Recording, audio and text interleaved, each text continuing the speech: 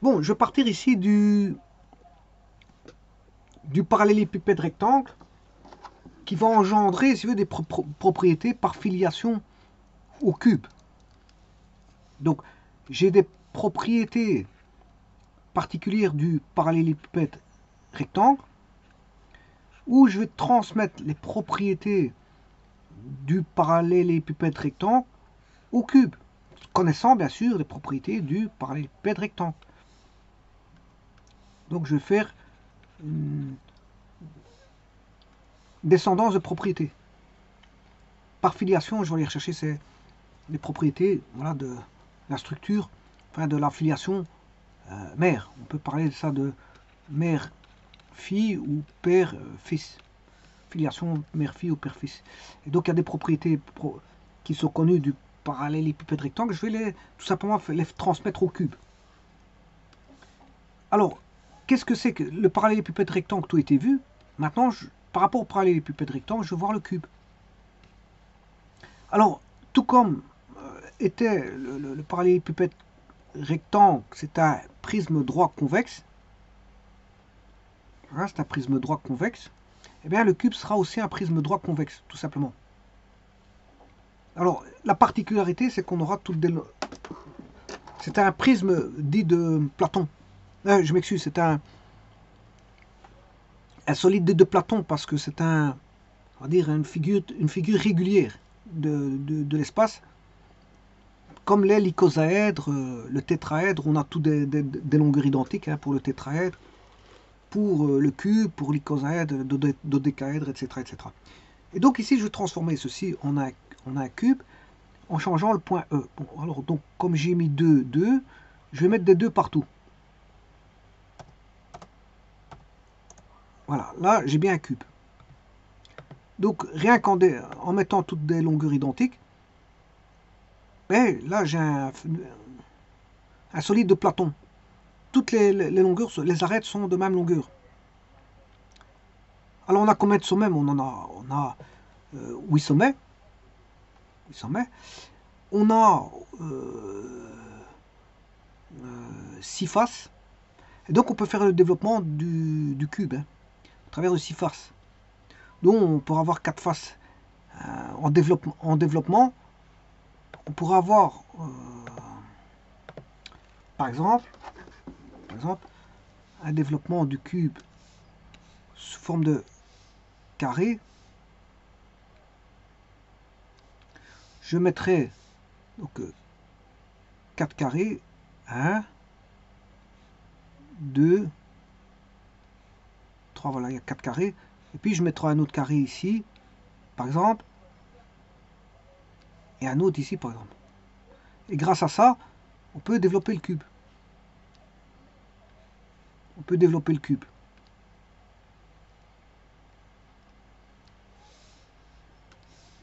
Je peux construire le cube.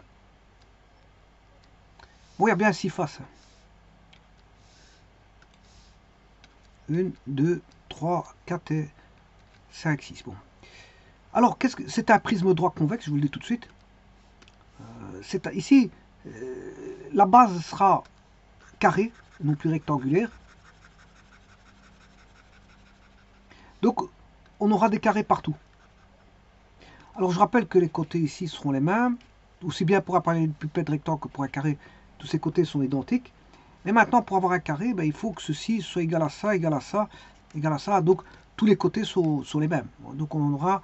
Voilà. Donc, je ne parlerai plus de longueur et de largeur parce que tout est le même. Je parlerai tout simplement de A. Il n'y a une seule longueur qui est A. Donc, on a bien 6 sommets. A, B, C, A, B, C, D. Puis, on a E, F, G, H. Donc, on ne peut plus parler on va dire de A, de longueur, de largeur, puisqu'on a à côté point. Il est même partout. Donc c'est un prisme droit, bien sûr, droit parce que les angles sont perpendiculaires ici. Toutes les arêtes sont formées par la perpendiculaire au plan de base inférieure. Qu'est-ce que la base? C'est une translation. On a un vecteur de translation ici, où la base SB2 ou SB1 est superposée à SB2. les deux bases superposables ici sont des carrés. C'est SB1 et SB2. Voilà. Et tout le restant, c'est des carrés aussi. Et de même, qu'ils ont tous la même longueur. Donc ici, SB2, on a 2 est contenu dans alpha. SB1 est contenu dans alpha prime. SB2 est parallèle à alpha est parallèle à alpha prime. Ça veut dire que SB2 est parallèle à SB1. Et en plus de ça, c'est une translation. La surface SB2 a été translatée, voilà, d'un vecteur U où la norme de U fait A, la cote A. Donc ce qui veut dire que, bon, tout vaut A ici. On a deux faces de base qui sont subies une translation, et la hauteur, ce sera A aussi. Bon, la hauteur, ce sera DH, CG, BF et AE. Voilà, les hauteurs. Et les surfaces de base seront AB, CD pour la face de dessous. La face du dessus, c'est EF, GH. Alors un prisme, il y a toujours deux bases. Voilà, pour lesquelles viennent mettre des arêtes qui vont relier tous les sommets des deux bases. Voilà, et donc on aura toujours des faces rectangulaires, mais ici, comme je mets un carré, on aura des carrés partout. Aussi bien en base que en face latérale. En face latérale, on a toujours des rectangles, mais bon, ici on aura des carrés parce que j'ai pris toutes les mêmes codes qui vaut A. Bon, ceci étant dit, ben, ça va simplifier, tout va être simplifié. Parce que on a le volume, c'est surface de base fois la hauteur, mais ici longueur fois largeur fois hauteur, c'est A fois B fois C, mais B vaut A, C vaut A, donc on a A cube. Voilà, c'est aussi simple que ça. Alors la surface de base, c'est longueur fois hauteur, longueur fois largeur, donc on a un carré c'est A carré, A fois A carré. Donc c'est aussi simple que ça, le volume c'est A cube, bien sûr unité de volume, et la surface de base c'est A carré unité de surface, ou d'air. Alors la surface latérale, c'est 2 fois BC, or BC c'est A fois A, et AC c'est A fois A. Voilà. Donc on aura A carré plus A carré, ça fait 2A carré. On aura, la surface latérale vaudra 4A carré. C'est normal parce qu'on a 4 carrés. On a 4 carrés en surface latérale. Les surfaces de base, ça fait 2A carré. Donc là, on aura 4A carré. Unité de surface. Voilà. Alors, on a 2 fois la surface de base, plus la surface donne la surface totale, plus la surface latérale donne la surface totale. Alors A fois B, c'est A carré, B fois C, c'est A carré, C fois C, A fois C, c'est encore A carré. Donc on aura A carré plus A carré plus A carré, on aura 3A carré. 3A carré fois 2, ça fait 6A carré. C'est normal parce qu'on a 6 faces. 6 faces qui sont chacune des carrés. Donc on aura 6A carré. Alors maintenant, la diagonale. Bon, la diagonale, ici on a A, ici on a A, puisque c'est A carré. Donc A vaut B, la longueur c'est A, tout vaut A. Le C vaut A, la hauteur vaut A, voilà, tout vaut A. Donc ceci ici, comme ça vaut A carré, ça vaut A, et que ceci vaut A, donc ce qui fait qu'on a racine carrée de... donc on aura... ça vaudra A carré plus A carré, ça fait 2A carré. Racine carrée. Ce qui fait racine de A, la racine de A. Alors ici on a encore A, donc ce qui fait... si je veux rechercher la diagonale ici, que voici, du carré bien sûr, je considère que c'est un carré, qui va de ce point-là à ce point-là, la diagonale qui va de ce point-là à ce point-là, ben, ce sera racine, ce sera A carré c'est A carré, B carré c'est encore A carré, et C carré c'est encore A carré. Donc on aura racine de 3A carré, ce qui fait racine 3A. Racine 3A.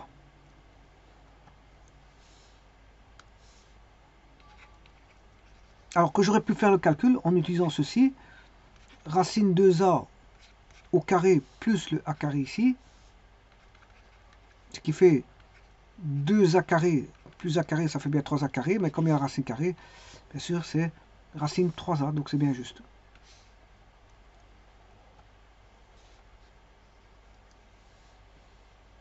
Alors, si pour les recherches ici, le volume, ben, le volume, il vaut... On ne cherche pas à baisser. On ne cherche pas à baisser, parce que baisser, il n'y a qu'une seule valeur, c'est A, il n'y a pas à baisser. Il n'y a qu'une seule valeur, ceci, ça disparaît. Voilà, ça disparaît. Donc on aura, le volume, il vaudra, enfin le A vaudra le volume divisé par A carré. Bon, comme on ne connaît pas A carré, comme A cube vaut V, on a la racine cubique de V.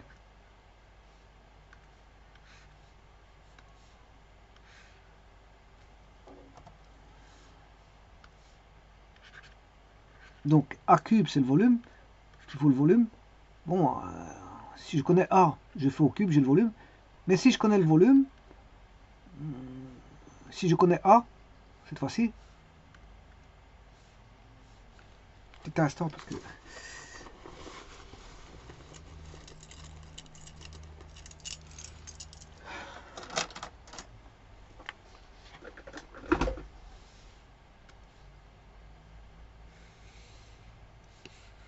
Voilà. Donc je disais, si vous connaissez A, ben vous pouvez trouver le volume, c'est A cube. Mais si, voilà, vous connaissez le volume, vous cherchez A, et c'est la racine cubique de V. Voilà, ça c'est une chose.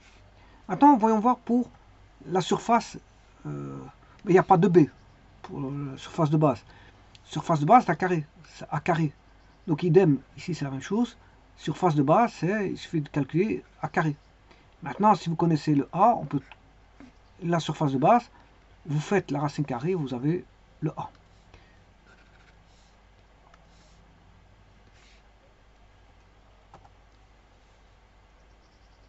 Alors, la diagonale, je l'ai calculée.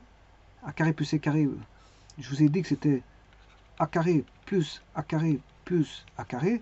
Racine carrée, ce qui fait 3 racines de A carré, ce qui fait... A étant positif, hein, on va dire ça comme ça. Donc, ce qui fait... racine de 3. Ouais, attention, je me suis pas trompé ici. Racine de 3A, c'est bon. Donc ici, ce sera racine de 3A. La diagonale. Attention que c'est la diagonale intérieure. Hein. C'est une diagonale pas extérieure, racine de 3A. Parce que la diagonale du cube, en intérieur, bon, enfin, celle-ci, elle vaut, comme je l'ai dit, là on a A. Là, A, ça fait A carré plus A carré, ça fait 2A carré. Racine carrée de 2A carré, c'est racine de A. Donc ça, celle-ci, elle vaut racine de A. Mais c'est pas celle-là que je dis. Moi, ce que j'étais en train de décrire, c'est celle qui est racine 3A, c'est celle-ci. Voilà. Donc, vous avez... petit instant. Racine 3A, c'est la diagonale intérieure.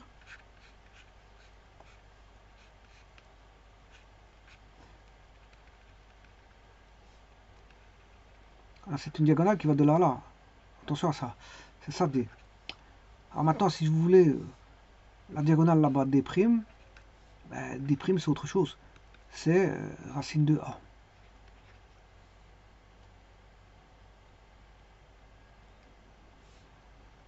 Alors, peut-on encore dire que c'est là, il n'y a pas de B, c'est A plus B plus. Est-ce que A plus B plus C vaut D carré plus S total? Ça, il faudrait contrôler.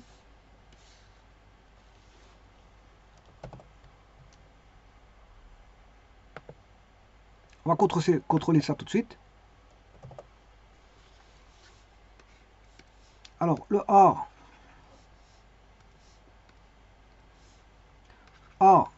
plus A plus A au carré, ce qui fait 3A carré.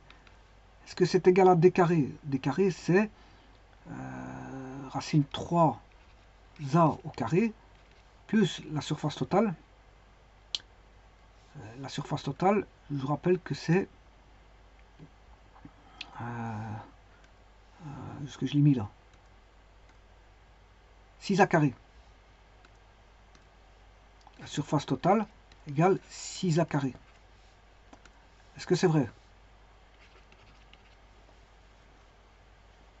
Donc, 3A carré, est-ce que c'est égal à 3 A carré plus 6 A carré? Ici, on n'a pas ça.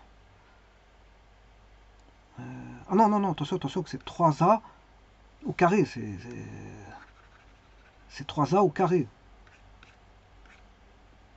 Voilà, ce qui fait 9A carré. Donc ça fait bien 3A carré plus 6A carré. Effectivement, c'est bon. C'est bon. Donc, je vais garder ceci. Alors, A au carré, 3A au carré, je m'excuse.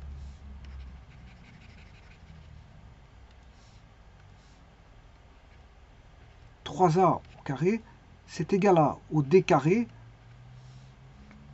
plus la surface totale. C'est bon.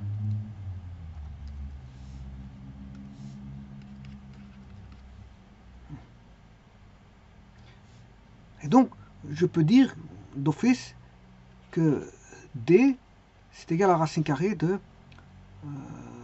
9A carré moins la surface totale.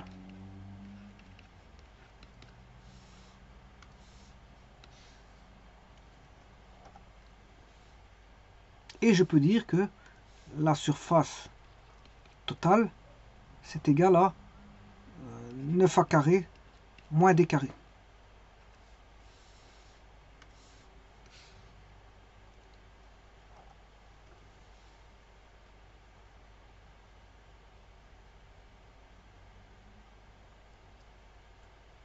Alors, la surface totale, donc AB c'est A carré, BC c'est A carré, AC c'est A carré. Donc on a 3A carré fois 2, ça fait 6A carré. Est-ce que la surface totale fait 6A carré? Oui. La surface totale, c'est égal à 6A carré. Alors 6A carré, ben, c'est 2 fois la surface de base, qui vaut 2A carré, plus la surface latérale qui vaut 4A carré. Donc ça, c'est toujours vrai. Puisqu'on a, ceci, ça fait 4A carré plus 2A carré. Non, 2A carré plus 4A carré.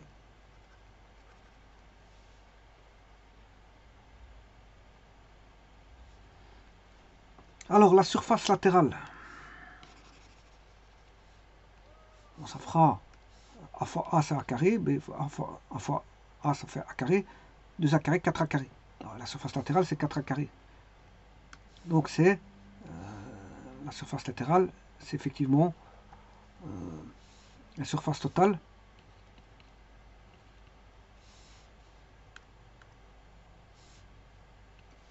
qui vaut 6A carré moins 2A carré, ce qui fait bien la surface latérale 4A carré.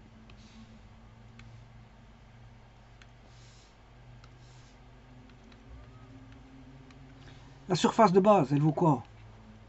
Elle vaut A carré.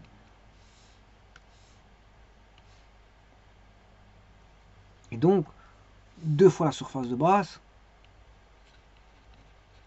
vaut 2A carré. Bon, il ne reste plus qu'une chose, c'est l'angle. Donc on a tout. Ça, j'ai pas besoin.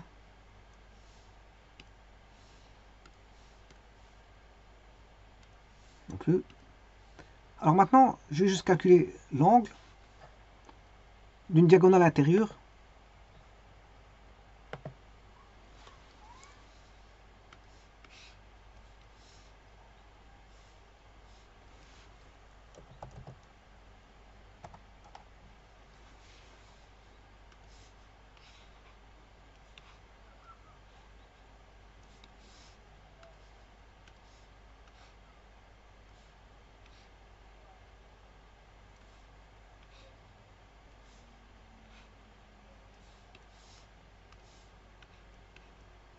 Alors je vous rappelle que les côtés... un petit instant parce que ici...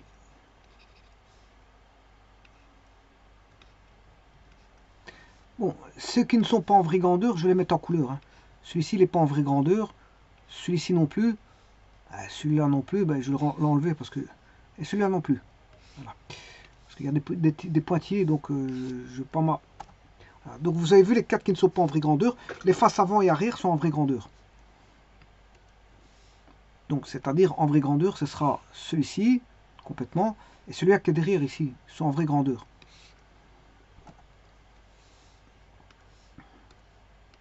Et donc je vais calculer l'angle. Donc ici on a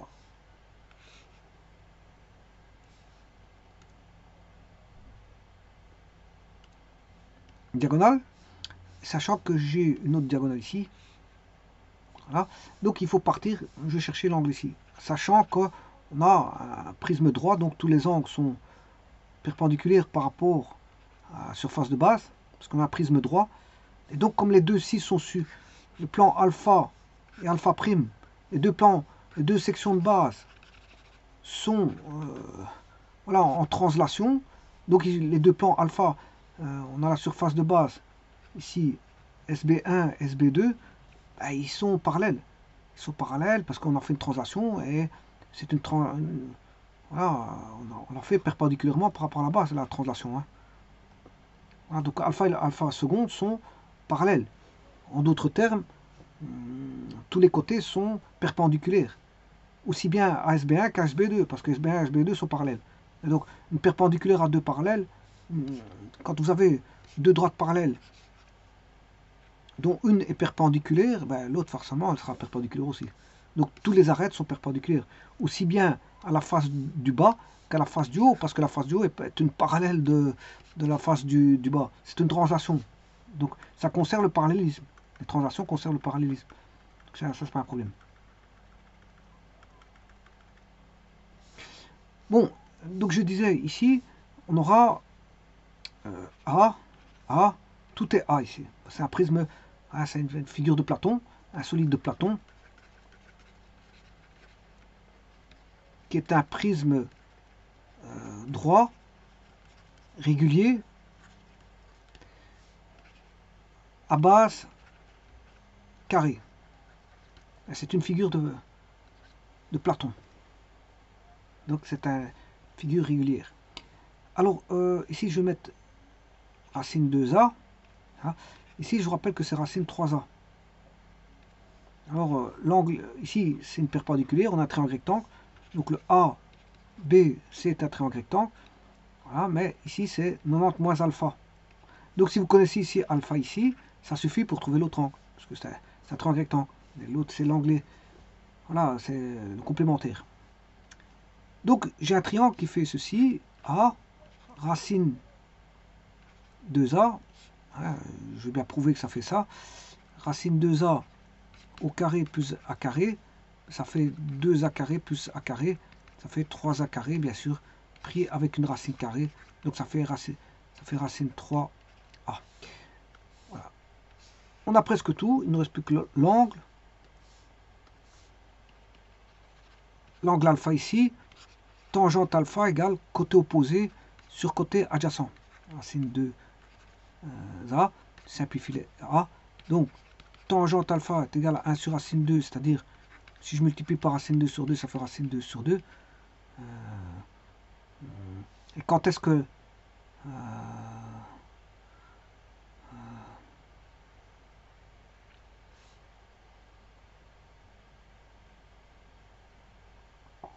et donc, ben ça c'est... Oui, je vais faire par rapport à l'hypoténuse. Côté opposé, j'ai pris la tangente. Bon, je ne vais pas prendre la tangente. Hein.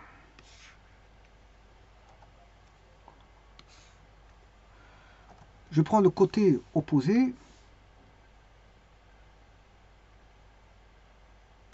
Racine 2 sur A. Côté adjacent. Côté adjacent sur l'hypoténuse.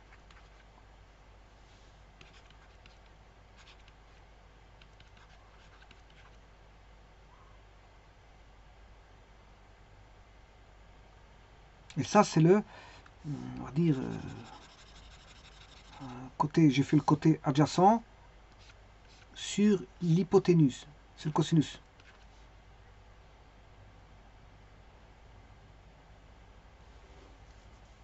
Donc je peux trouver, ça c'est un angle constant, alpha vaut arc tangente, racine 2 sur racine 3. Donc c'est un angle constant ça, hein. C'est pas comme le parallélépipède rectangle, ça dépend. Parce que pour le parallélépipède rectangle, il dépendait de, voilà, de C et de A et de B. Il dépend de A et de C et de B. Voilà. Maintenant, le C vaut A. Voilà. Le B vaut A. Donc on aura A carré plus B. A carré, ça fait 2A carré. Ce qui fait racine de A.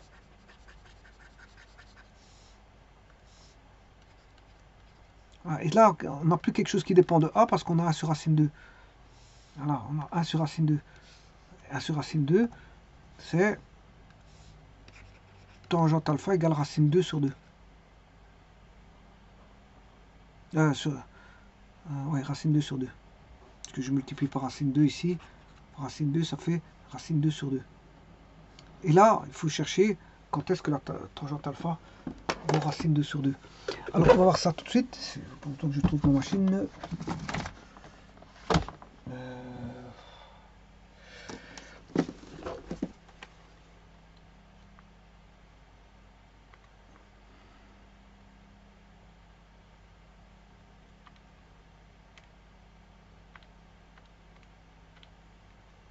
À 35 degrés.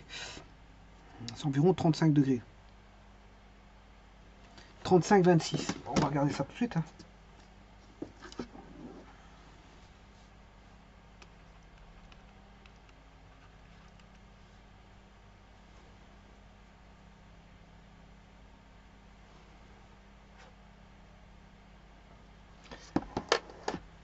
Bon, je vais sur GeoGebra. Je vais prendre un segment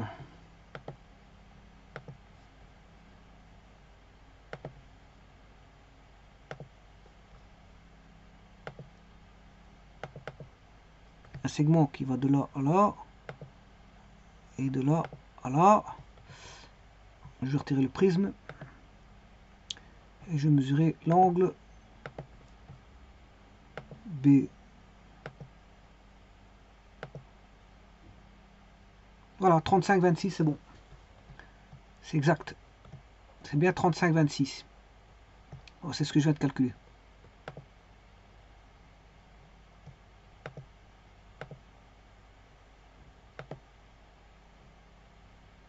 35,26, c'est juste. Voilà, donc cet angle-là, il est constant, il est toujours le même, quel que soit la grandeur du... Par contre, pour un parallélépipède rectangle, c'est pas vrai. Hein. Il est dépendant de AB et du C. Si on écarte un des arêtes, l'angle va se rétrécir ou il va s'agrandir suivant qu'on augmente la hauteur qu'on sera. Voilà, ça dépend de A, B, C pour un parallélépipède rectangle. Mais si j'ai à faire un cube, donc ici, quel que soit le cube que vous allez mettre, grand, petit ou moyen, ultra petit ou ultra grand, l'angle là, il vaudra toujours 35,25, 35,26 degrés.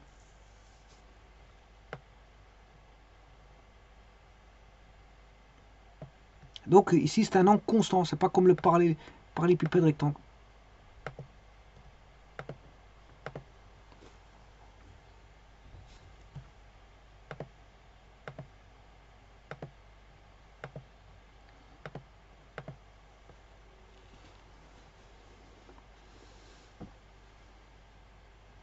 Alors le 6A carré, ben, vous aurez compris que c'est la développement. Si on développe, on a 6 carrés. Hein. Si on développe, comme je l'ai fait ici, ben, vous aurez compris qu'on a une aire, 2 aires, 3 aires, 4 aires, ça c'est l'aire latérale. Donc on aura 4A carré. Et que ces deux-ci, il faut 1A carré plus 1A carré, ça fait 2A carré.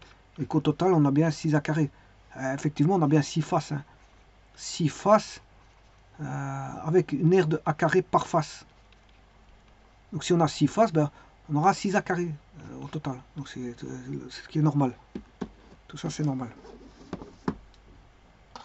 Et donc vous voyez que qu'est-ce que j'ai fait? Je suis parti des propriétés du parallélépipède rectangle et j'ai fait une filiation pour aller rechercher les propriétés du parallélépipède rectangle et ce qu'on appelle les transmettre de père en fille ou de père en fils, c'est-à-dire faire un héritage des propriétés. J'ai fait un héritage des propriétés comment on appelle ça, des propriétés du parallélépipède rectangle, notamment c'est tout ce qui est volume, etc. Surface totale, surface latérale, surface de base, volume, les côtés qui étaient A, B, C, ben, hériter ça, SB, SL, S total, V, mais là on n'aura plus que du A. À la différence près, on a plus que du A. Et bien sûr tangente alpha, qui est la diagonale, tangente alpha. Donc j'ai hérité, j'ai fait un héritage de tout ça, ben, pour trouver que bon, la particularité par rapport aux propriétés du parallélépipède rectangle. Je cherchais ces propriétés, je particularise pour un cube qui est un prisme. Je rappelle que le parallélépipède rectangle est un prisme droit convexe non régulier. Il n'est pas régulier parce que on a un rectangle qui n'est pas un polygone régulier. Mais le cube est un prisme droit convexe comme le parallélépipède rectangle, mais régulier. Le cube est régulier. Alors là, c'est une parallélépipède rectangle est un, on va dire, prisme droit convexe non régulier, alors que là, on a un prisme droit convexe régulier pour le cube. Voilà. Et donc, on a une figure de Platon pour le cube. Je vous remercie.